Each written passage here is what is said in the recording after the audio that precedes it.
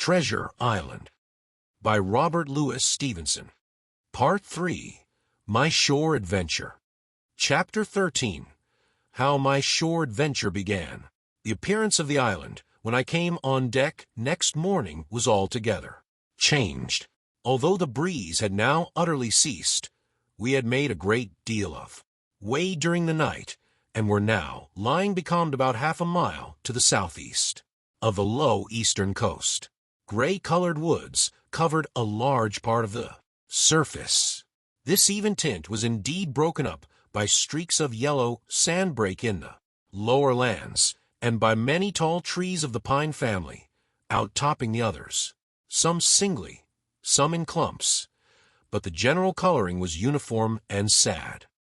Hills ran up clear above the vegetation in spires of naked rock. All were strangely shaped, and the spyglass, which was by 300 or 400 feet, the tallest on the island, was likewise the strangest in configuration, running up sheer from almost every side, and then suddenly cut off at the top like a pedestal to put statue on. The Hispaniola was rolling scuppers under in the ocean swell. The booms were tearing at the blocks, the rudder was banging to and fro, and the whole ship creaking, groaning, and jumping like a manufactory.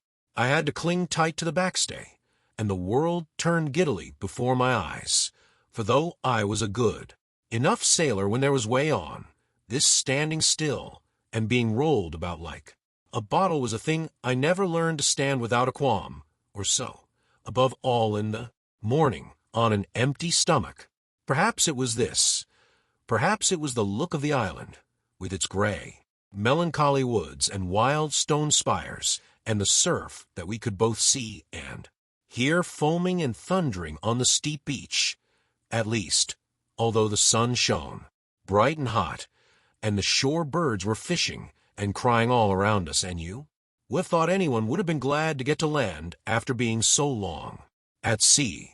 My heart sank, as the saying is, into my boots, and from the first look onward, I hated the very thought of Treasure Island. We had a dreary morning's work before us, for there was no sign of any wind, and the boats had to be got out and manned, and the ship warped 3 or 4 miles round the corner of the island and up the narrow passage to the haven behind Skeleton Island. I volunteered for one of the boats, where I had, of course, no business. The heat was sweltering, and the men grumbled fiercely over their work. Anderson was in command of my boat, and instead of keeping the crew in order, he grumbled as loud as the worst. "Well," he said with an oath, "it's not forever." German.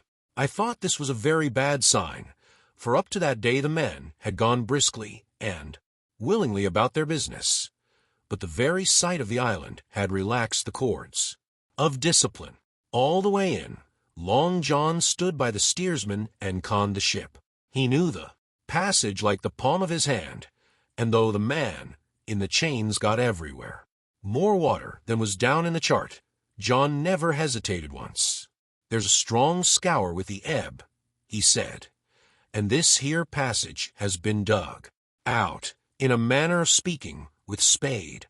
We brought up just where the anchor was in the chart, about 1/3 of a mile from each shore, the mainland on one side and Skeleton Island on the other. The bottom was clean sand.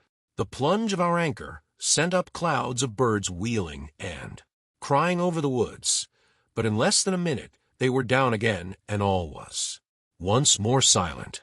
The place was entirely landlocked, buried in woods, the trees coming right down to high water mark, the shores mostly flat, and the hilltops standing round at a distance in a sort of amphitheater, one here, one there.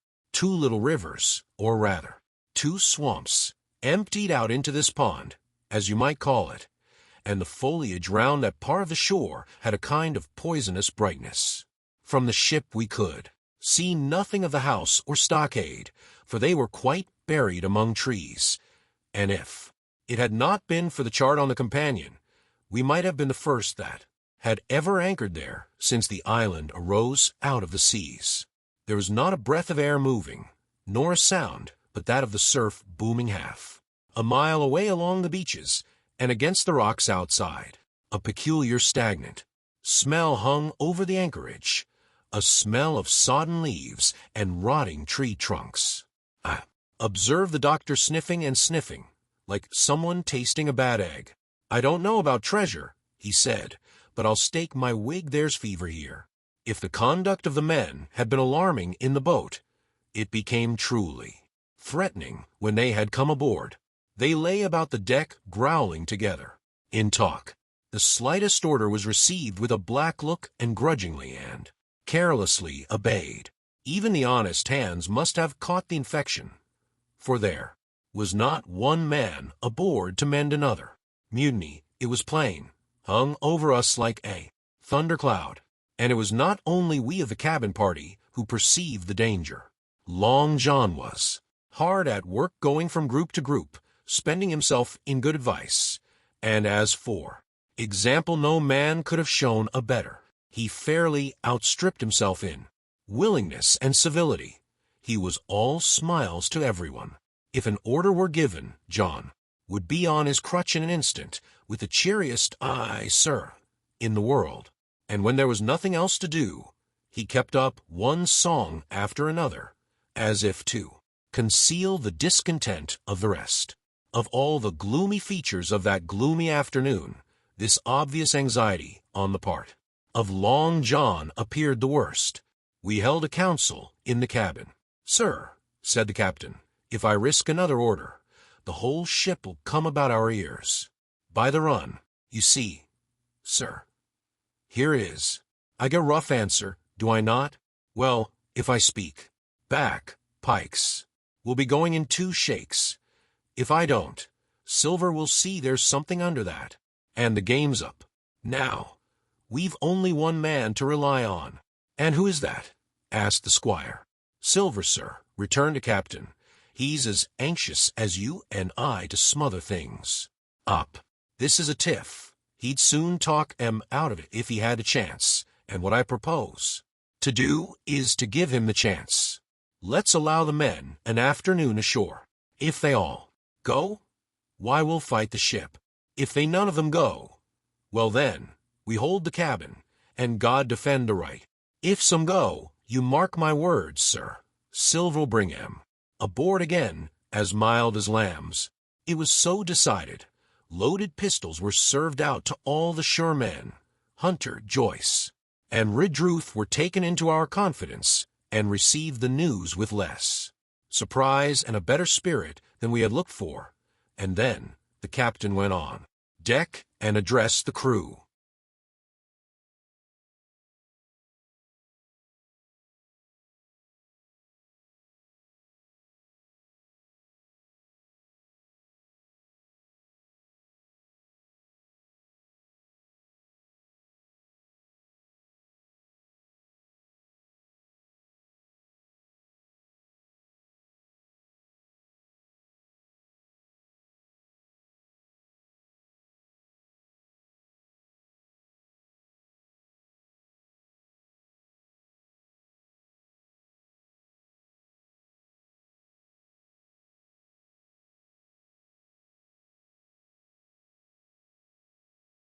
"My lads," said he, "we've had a hot day, and are all tired and out of sorts. A turn ashore'll hurt nobody. The boats are still in the water. You can take the gigs, and as many as please may go ashore for the afternoon. I'll fire a gun half an hour before sundown. I believe the silly fellows must have thought they would break their shins over treasure as soon as they were landed, for they all came out of their sulks in a moment and gave a cheer that started the echo in a far-away hill and sent the birds once more flying and squalling round the anchorage.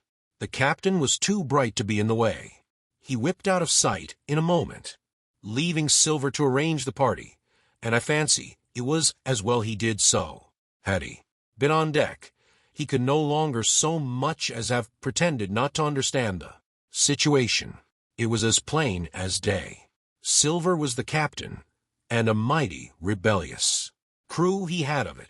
the honest hands, and I was soon to see it prove that there were such on board must have been very stupid fellows. Or rather, I suppose the truth was this, that all hands were disaffected by the example of the ringleaders, only some more, some less, and a few, being good fellows in the main, could neither be led nor driven any further. It is one thing to be idle and skulk, and quite another to take a ship and murder a number of innocent men. At last, however, the party was made up. 6 fellows were to stay on board, and the remaining 13, including Silver, began to embark. Then it was that there came into my head the first of the mad notions that contributed so much to save our lives. If 6 men were left by Silver, it was plain our party could not take and fight the ship, and since only 6 were left, it was equally plain that the cabin party had no present need of my assistance. It occurred to me at once to go ashore. In a jiffy, I had slipped over the side and curled up in the foresheets of the nearest boat, and almost at the same moment she shoved off. No one took notice of me, only the bow oar sang, "Is that you, Jim? Keep your head down." But Silver, from the other boat, looked sharply over and called out to know if that were me, and from that moment I began to regret what I had done. The crews raced for the beach, but the boat I was in, having some start and being at once the lighter and the better manned, shot far ahead of her consort, and the bow had struck among the shoreside trees, and I had caught a branch and swung myself out, and plunged into the nearest thicket, while Silver and the rest were still 100 yards behind. "Jim, Jim," I heard him shouting, but you may suppose I paid no heed.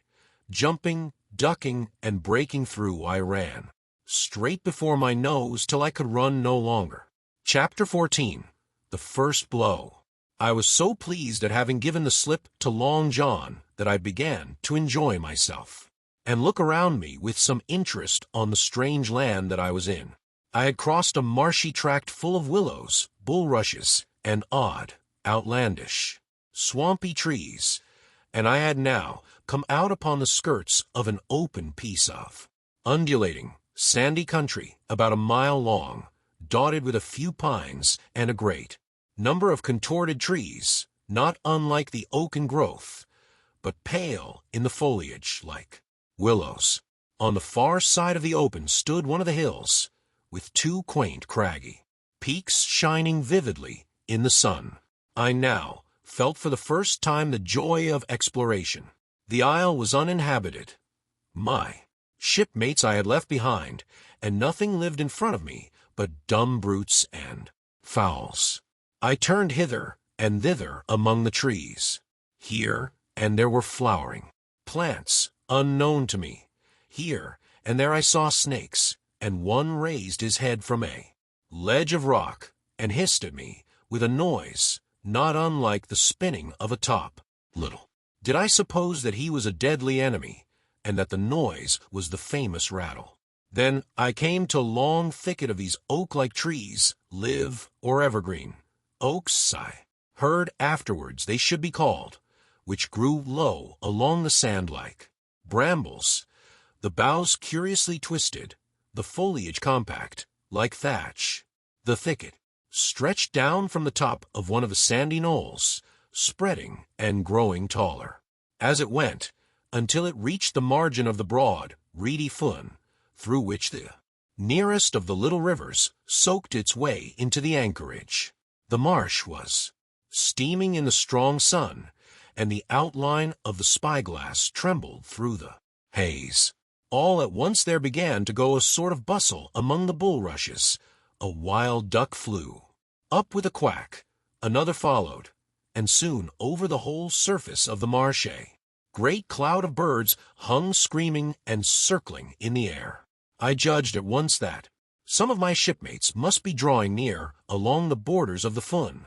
Nor was I deceived, for soon I heard the very distant and low tones of a human voice, which, as I continued to give ear, grew steadily louder and nearer.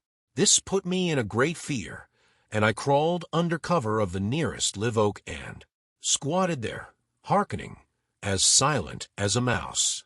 Another voice answered, and then the first voice, which I now recognized to be Silver's, once more took up the story and ran on for a long while in a stream, only, now and again interrupted by the other. By the sound they must have been talking, earnestly and almost fiercely, but no distinct word came to my hearing. At last the speakers seemed to have paused and perhaps to have sat down, for not only did they cease to draw any nearer, but the birds themselves began to grow more quiet and to settle again to their places in the swamp. And now I began to feel that I was neglecting my business, that since I had been so German, foolhardy as to come ashore with these desperadoes, the least I could do was to overhear them at their councils, and that my plain and obvious duty was to draw as close as I could manage under the favorable ambush of the crouching trees. I could tell the direction of the speakers pretty exactly, not only by the sound of their voices, but by the behavior of the few birds that still hung in alarm above the heads of the intruders. Crawling on all fours, I made steadily but slowly towards them, till at last, raising my head to an aperture among the leaves, I could see clear down into a little green dell beside the marsh and closely set about with trees, where Long John Silver and another of the crew stood face to face in conversation. The sun beat full upon them. Silver had thrown his hat beside him on the ground, and his great, smooth, blond face, all shining with heat, was lifted to the other man's in a kind of appeal. "Mate," he was saying, "it's because I thinks gold dust of you. Gold dust and you may lay to that. If I hadn't took to you like pitch, do you think I'd have been here a warning of you? All's up. You can't make nor mend.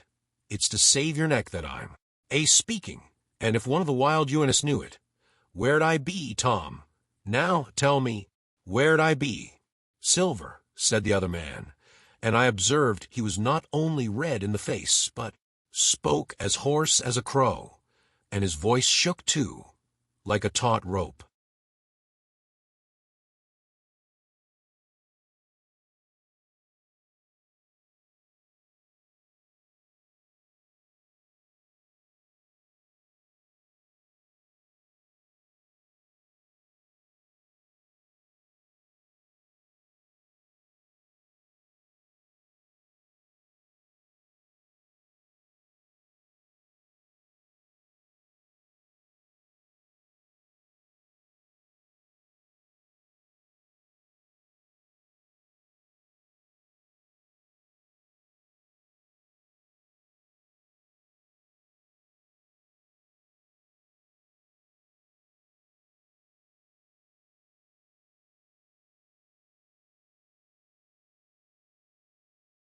Silver says, "You're old, and you're honest, or has the name for it, and you've money too, which lots of poor sailors hasn't, and you're brave, or I'm mistook.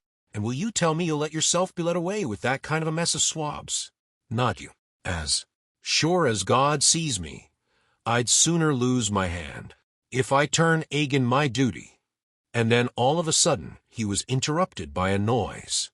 I had found one of the honest hands.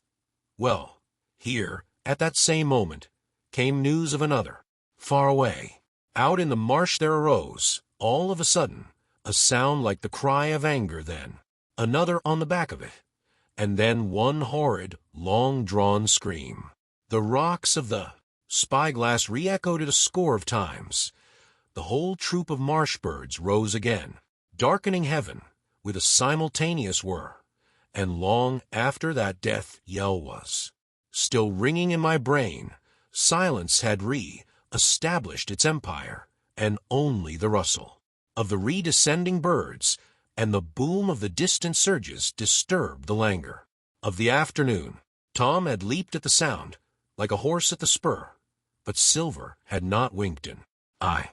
He stood where he was, resting lightly on his crutch, watching his companion, like a snake about to spring. "John," said the sailor, stretching out his hand. "Hands off!" cried Silver, leaping back a yard, as it seemed to me, with the speed and security of a trained gymnast. "Hands off, if you like, John Silver," said the other. "It's a black conscience that can make you feared of me. But in heaven's name, tell me, what was that?" "That," returned Silver, smiling away, but warier than ever, his eye a mere pinpoint in his big face, but gleaming like a crumb of glass. "That, oh, I reckon that'll be Allen." And at this point Tom flashed out like a hero. "Allen," he cried, "then rest his soul for a true seaman. And as for you, John Silver, long you've been a mate of mine, but you're mate of mine no more. If I die like a dog, I'll die in my duty. You've killed Allen, have you? Kill me too, if you can. But I defies you." And with that, this brave fellow turned his back directly on the cook and set off, walking for the beach. But he was not destined to go far. With a cry, John seized the branch of a tree, whipped the crutch out of his armpit, and sent that uncouth missile hurtling through the air. It struck poor Tom, point foremost, and with stunning violence, right between the shoulders in the middle of his back. His hands flew up. He gave a sort of gasp and fell. Whether he were injured much or little, none could ever tell. Like enough to judge from the sound, his back was broken on the spot, but he had no time given him to recover. Silver, agile as a monkey even without leg or crutch, was on the top of him next moment and had twice buried his knife up to the hilt in that defenseless body. From my place of ambush, I could hear him pan aloud as he struck the blows. I do not know what it rightly is to faint, but I do know that for the next little while, the whole world swam away from before me in a whirling mist. Silver and the birds, and the tall spyglass hilltop, going round and topsy-turvy before my eyes, and all manner of bells ringing and distant voices shouting in my ear. When I came again to myself, the monster had pulled himself together, his crutch under his arm, his hat upon his head. Just before him Tom lay motionless upon the sward, but the murderer minded him not a whit, cleansing his blood-stained knife, the while upon a wisp of grass. Everything else was unchanged, the sun still, shining mercilessly on the steaming marsh and the tall pinnacle of the mountain, and I could scarce persuade myself that murder had been actually done and a human life cruelly cut short a moment since before my eyes. But now John put his hand into his pocket, brought out a whistle, and blew upon it. Several modulated blasts that rang far across the heated air. I cannot tell, of course, the meaning of the signal, but it instantly awoke my fears. More men would be coming. I might be discovered. They had already slain 2 of the honest people. After Tom and Allen, might not I come next? Instantly I began to extricate myself and crawl back again, with what speed and silence I could manage, to the more open portion of the wood. As I did so, I could hear hails coming and going between the old buccaneer and his comrades, and this sound of danger lent me wings. As soon as I was clear of the thicket, I ran as I never ran before, scarce minding the direction of my flight, so long as it led me from the murderers. And as I ran, fear grew and grew upon me until it turned into a kind of frenzy. Indeed, could anyone be more entirely lost than I? When the gun fired, how should I dare to go down to the boats among those fiends, still smoking from their crime? Would not the first of them who saw me wring my neck like a snipe's? Would not my absence itself be an evidence to them of my alarm, and therefore of my fatal knowledge? It was all over, I thought. Goodbye to the Hispaniola. Goodbye to the squire, the doctor, and the captain. There was nothing left for me but death by starvation, or death by the hands of the mutineers. All this while, as I say, I was still running, and without taking any notice. I had drawn near to the foot of the little hill with the 2 peaks, and had got into a part of the island where the live oaks grew more widely apart and seemed more like forest. Trees in their bearing and dimensions. Mingled with these were a few scattered pines, some 50, some nearer 70 feet high. The air, too, smelt more freshly than down beside the marsh. And here a fresh alarm brought me to a standstill with a thumping heart. Chapter 15. The Man of the Island. From the side of the hill, which was here steep and stony, a spout of gravel was dislodged and fell rattling and bounding through the trees. My eyes turned instinctively in that direction, and I saw a figure leap with great rapidity behind the trunk of a pine. What was whether bear or man or monkey, I could in no wise tell. It seemed dark and shaggy, more I knew not. But the terror of this new apparition brought me to a stand. I was now, it seemed, cut off upon both sides. Behind me the murderers, before me this lurking nondescript. And immediately I began to prefer the dangers that I knew to those I knew not. Silver himself appeared less terrible in contrast with this creature of the woods, and I turned on my heel, and looking sharply behind me over my shoulder, began to retrace my steps in the direction of the boats. Instantly the figure reappeared, and making a wide circuit, began to head me off. I was tired, at any rate, but had I been as fresh as when I rose, I could see it was in vain for me to contend in speed with such an adversary. From trunk to trunk the creature flitted like a deer, running manlike on two legs, but unlike any man that I had ever seen, stooping almost double as it ran. Yet a man it was, I could no longer be in doubt about that. I began to recall what I had heard of cannibals. I was within an ace of calling for help. But the mere fact that he was a man, however wild, had somewhat reassured me, and my fear of Silver began to revive in proportion. I stood still, therefore, and cast about for some method of escape, and as I was so thinking, the recollection of my pistol flashed into my mind. As soon as I remembered I was not defenseless, courage glowed again in my heart, and I set my face resolutely for this man of the island, and walked briskly towards him. He was concealed by this time behind another tree trunk, but he must have been watching me closely, for as soon as I began to move in his direction he reappeared, and took a step to meet me. Then he hesitated, drew back, came forward again, and, at last, to my wonder and confusion, threw himself on his knees, and held out his clasped hands in supplication. German. At that I once more stopped. "Who are you?" I asked. "Ben Gunn," he answered, and his voice sounded hoarse and awkward, like a rusty lock.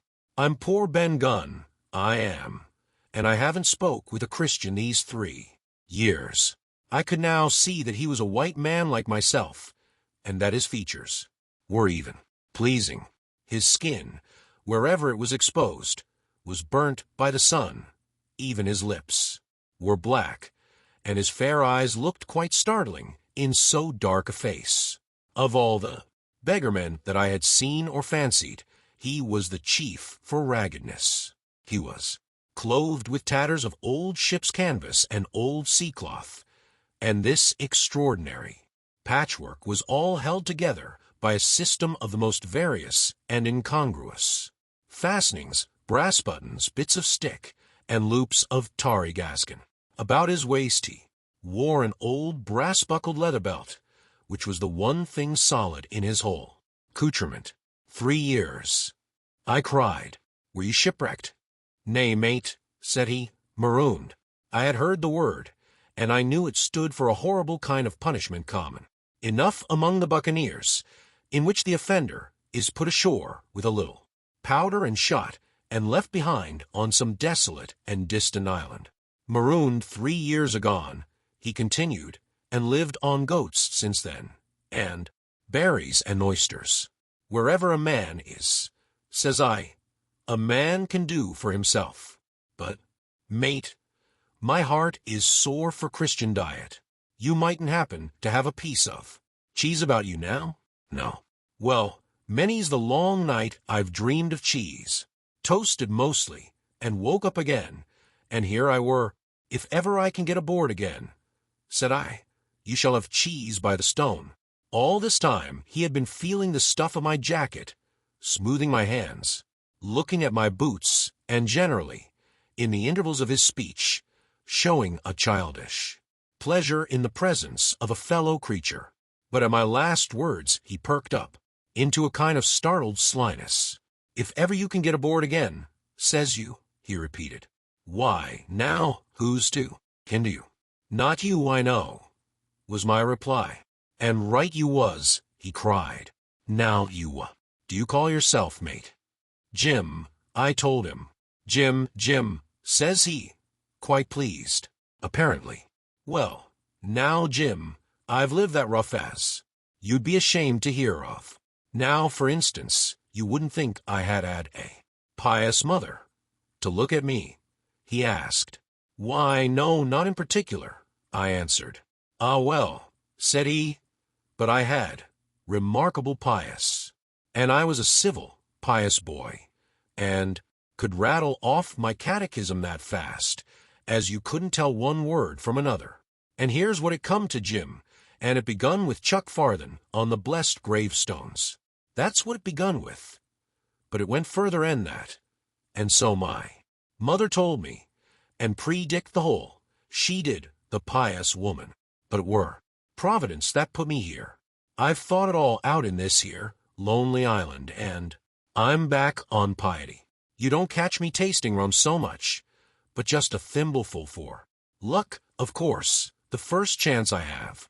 I'm bound I'll be good, and I see the way too. And Jim, looking all round him and lowering his voice to a whisper, I'm rich. I now felt sure that the poor fellow had gone crazy in his solitude, and I suppose I must have shown the feeling in my face, for he repeated the statement hotly. Rich, I says, and I'll tell you what, I'll make a man of you, Jim. Jim, you'll bless your stars, you will. You was the first that found me. And at this there came suddenly a lowering shadow over his face, and he tightened his grasp upon my hand and raised a forefinger threateningly before my eyes. Now, Jim, you tell me true. That ain't Flint's ship, he asked. At this I had a happy inspiration. I began to believe that I had found an ally, and I answered him at once. It's not Flint's ship, and Flint is dead. But I'll tell you true, as you ask me, there are some of Flint's hands aboard. Worse luck for the rest of us. Not a man with one leg, he gasped. Silver, I asked. Silver, says he. That were his name. He's the cook and the ringleader too. He was still holding me by the wrist, and at that he give it quite a ring.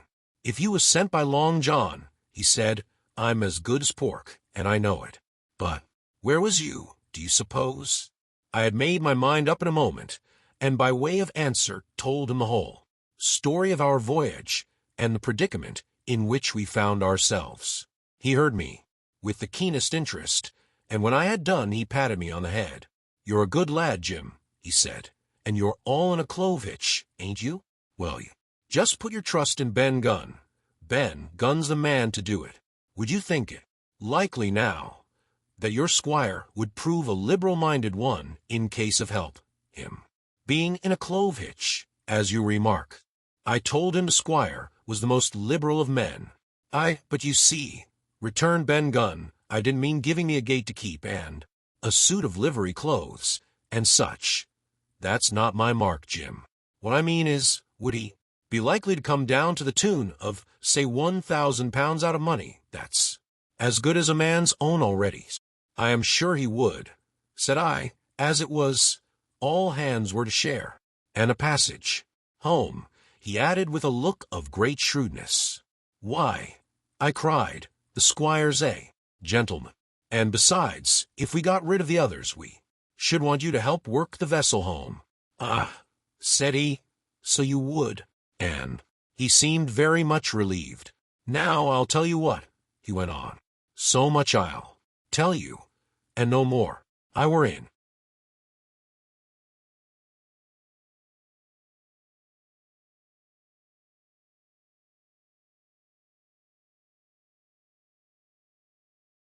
Flint's ship when he buried the treasure. He and 6 along, 6 strong seamen. They was ashore nigh on a week, and us standing off and on in the old walrus. One fine day up went the signal, and here come Flint by himself in a little boat, and his head done up in a blue scarf. The sun was getting up, and mortal white he looked about the cutwater.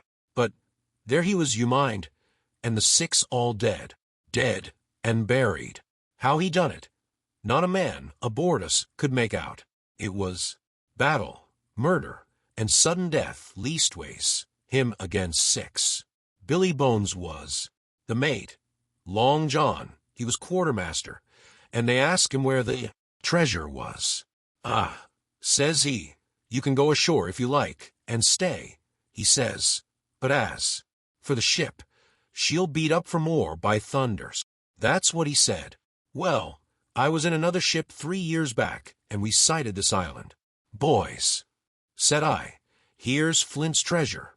Let's land and find it. The captain was displeased at that, but my messmates were all of a mind and landed. 12 days they looked for it, and every day they had the worst word for me, until one fine morning all hands went aboard. As for you, Benjamin Gunn, says they, here's a musket, they says, and a spade and pickaxe. You can stay here and find Flint's money for yourself.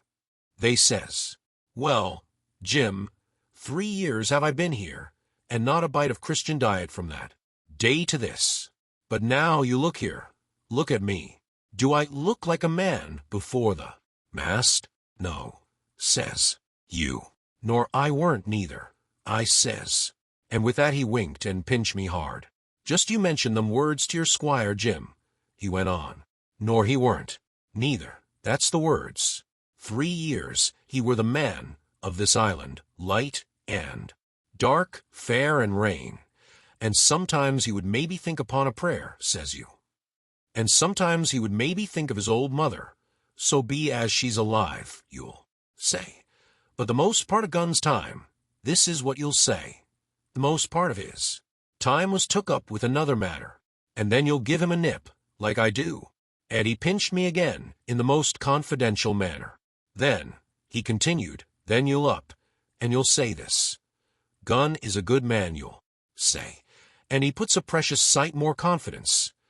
A precious sight, mind that, in a Jen Lehman born than in these Jen Lehman of fortune, having been one hisself. Well, I said, I don't understand one word that you've been saying, but that's neither here nor there. For how am I to get on board? Ah, said he, that's the hitch, for sure. Well, there's my boat that I made with my 2 hands. I keep her under the White Rock. If the worst come to the worst, we might try that after dark. Hi, he broke out. What's that? For just then, although the sun had still an hour or 2 to run, all the echoes of the island awoke and bellowed to the thunder of a cannon. They have begun to fight. I cried, follow me, and I began to run towards the anchorage, my terrors all forgotten, while close at my side the marooned man in his goatskins trotted easily and lightly. Left, says he. Keep to your left hand, mate Jim. Under the trees with you. The earth's where I killed my first goat. They don't come down here now. They're all masthead on the mountings for the fear of Benjamin Gunn.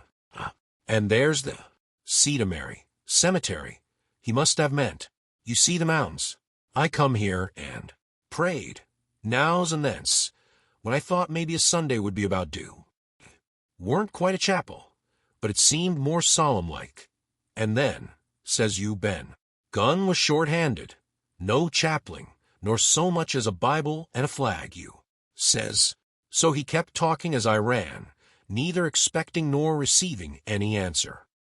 Cannon shot was followed after a considerable interval by a volley of small arms. Another pause, and then Not a quarter of a mile in front of me, I beheld the Union Jack flutter in the air above a wood.